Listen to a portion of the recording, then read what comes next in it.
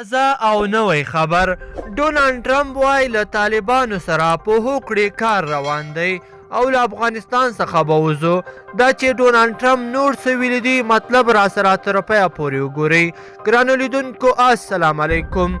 د امریکا ولسمشر ډونالډ ټرمپ په خپلو تازه څرګندونو کې یو ځل بیا له طالبانو سره پر هوکړې خبرې کړې دي او وایي چې له افغانستان څخه د خپلو سرتیرو پر ایستلو یې هم کار روان کړی دی.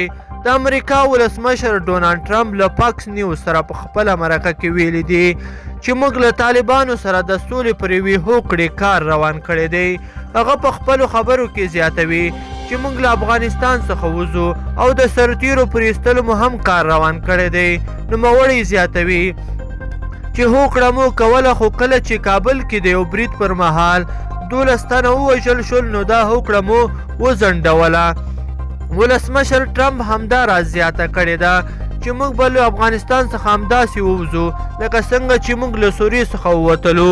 د یادولو وړ ده چې تېره ورځ د انس حقاني په ګډون د طالبانو 3 لوړپوړي زندانیان افغان حکومت له بند څخه آزاد کړل چې طالبانو د هغوی په بدل کې د افغانستان امریکایي پوهنتون 2 تنه استادان او 10 تنه پوځیان له خپل بند څخه خوشي کړل. افغان حکومت په دې تړاو وویل چې دوی د سولې لپاره هر سخت ګام پورته کوي او د دغو زندانیانو د خوشي کولو لامل هم همدا دی چې د سولې له بهیر سره مرسته وکړي او د سولې بهیر چټک شي.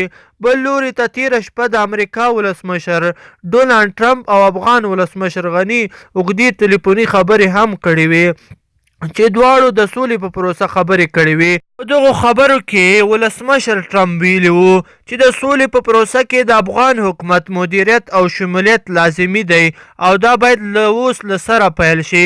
ګرانو لیدونکو په دې هیله چې دغه ویډیو مو خوښه شوې وي، که مو خوښه شوې وي نو در سره لایک کړئ او دا ویډیو هم در سره شیر کړئ. ډیره مننه.